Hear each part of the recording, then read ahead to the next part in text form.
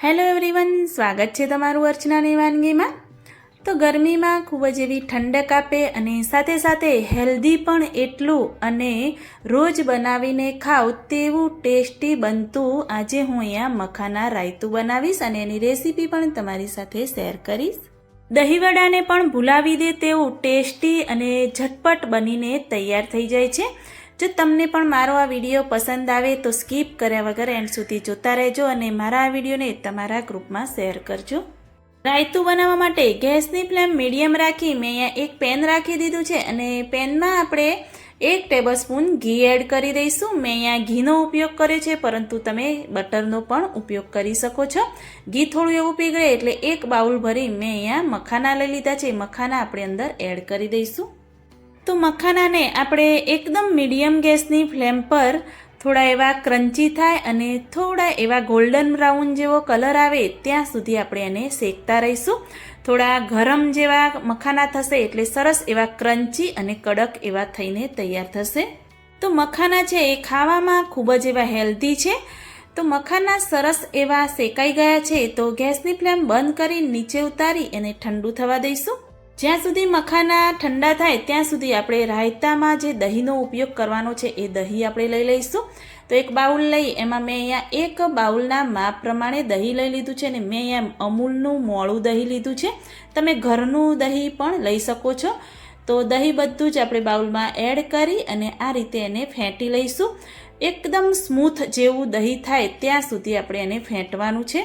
તો આ રીતે તમે થોડી વિસ્કરની મદદથી ફેંટશો એટલે દહીં તમારું એકદમ સ્મૂથ બની અને તૈયાર થશે। તો ગરમીમાં જો તમે દહીં કે રાયતું બનાવીને રેગ્યુલર ખાઓ તો શરીર માટે ખૂબ જ એવું ઠંડક આપે છે। તમે જોઈ શકો છો કે એકદમ સ્મૂથ એવું દહીં બનીને આપણું તૈયાર થઈ ગયું છે। જો થોડું જાડું લાગે તો તમે 2 થી 3 ટેબલસ્પૂન પાણી પણ એડ કરી શકો છો। તો બધું જ દહીં મેં અહીંયા મોટા બાઉલમાં લઈ લીધું છે। દહીં થોડું જાડું લાગે તો 2 થી 3 ટેબલસ્પૂન પાણી પણ અંદર એડ કરી દેવાનું। હવે મસાલા કરીશું। 1 ટેબલસ્પૂન શેકેલા જીરાનો પાવડર, 1 ટેબલસ્પૂન કાશ્મીરી લાલ મરચું મેં લીધું છે, તમે રેગ્યુલર લાલ મરચું પણ લઈ શકો છો। 1 ટેબલસ્પૂન જેવું મેં અહીંયા ગ્રીન મીઠું લીધું છે, આ પણ મેં ઘરે બનાવેલું છે, એની રેસીપી પણ તમને મારી ચેનલમાં જોવા મળી રહેશે। મારી પાસે ગ્રીન મીઠું હતું એટલે મેં એનો ઉપયોગ કર્યો છે, પરંતુ તમે રેગ્યુલર મીઠાનો પણ ઉપયોગ કરી શકો છો। ચપટી જેવું સંચર પાવડર એડ કરીશું। 1/2 ટેબલસ્પૂન આપણે કાળા મરીનો પાવડર અંદર એડ કરી દઈશું। 2 ટેબલસ્પૂન હું અહીંયા દળેલી ખાંડ એડ કરી દઈશ, તમે આખી ખાંડ પણ એડ કરી શકો છો। અને થોડા એવા મેં અહીંયા ફુદીનાના પાન લઈ લીધા છે અને એકદમ ઝીણા ઝીણા સમારી દીધા છે, તમે હાથ વડે પણ મસળીને અંદર એડ કરી શકો છો। ફુદીનાના પાનથી ફ્લેવર પણ સરસ આવે છે, ટેસ્ટ પણ સરસ આવે છે। થોડા એવા કોથમીરના પાન આપણે અંદર એડ કરી દઈશું અને થોડી એવી દાડમ અંદર એડ કરી દઈશું। જો દાડમ હોય તો તમે એડ કરી શકો છો, નહીં તો સ્કીપ પણ કરી શકો છો। દાડમથી સરસ એવું આપણે જ્યારે ખાઈએ ત્યારે એકદમ ક્રન્ચી એવું લાગે છે અને ટેસ્ટી લાગે છે। તો બધું જ સરસ એવું આ રીતે મિક્સ કરી દઈશું। જો વધારે તીખું જોઈએ તો તમે લીલા મરચાં પણ અંદર એડ કરી શકો છો।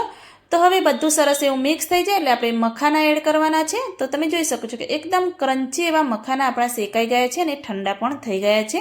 તો બધા જ મખાના આપણે દહીંમાં એડ કરી દઈશું। તો દહીંમાં મેં કાશ્મીરી લાલ મરચાંનો ઉપયોગ કર્યો છે એટલે દહીં થોડું એવો કલર ચેન્જ થઈ જશે અને લાલાશ પડતો કલર આપણો થઈ જશે।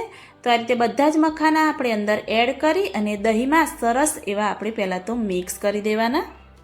જો તમારી પાસે ગ્રીન ચટણી અને આંબલીની ચટણી હોય તો તમે એડ કરશો તો એકદમ દહીં વડા જેવો જ ટેસ્ટ આવશે। મખાના એડ કરી અને તરત ખાશો તો એકદમ ક્રન્ચી એવા મખાના લાગશે। જો તમે થોડી વાર પછી ખાશો તો મખાના છે એ થોડા એવા સોફ્ટ થઈ જશે એટલે ખાવાની પણ મજા નહીં આવે। તો મેં સર્વિંગ પ્લેટમાં રાયતું બનાવીને લઈ લીધું છે, તો ઉપરથી થોડું એવું ગાર્નિશ કરીશું। થોડા એવા દાડમના દાણા, થોડી એવી ફુદીનાના પાન અને કોથમીરના પાનથી આપણે ગાર્નિશ કરી દઈશું। જો અચાનક જ તમને દહીંવડા ખાવાની ઈચ્છા થાય તો એકવાર આ મખાના રાયતું બનાવીને ચોક્કસથી ટ્રાય કરજો। દહીંવડાને પણ ભૂલાવી દે તેવું ટેસ્ટી બની અને તૈયાર થાય છે। તો સાથે સાથે ગરમીમાં આપણા શરીરને ખૂબ જ એવી ઠંડક આપે તેવું અને હેલ્ધી પણ એવું આ રાયતું એકવાર તમે ચોક્કસથી બનાવજો અને મને કમેન્ટમાં જરૂરથી બતાવજો કે મારી આ રેસીપી તમને કેવી લાગી। જો સારી લાગી હોય તો મારી ચેનલને લાઈક, શેર, કમેન્ટ કરજો। મળીએ કોઈક નવા વિડીયો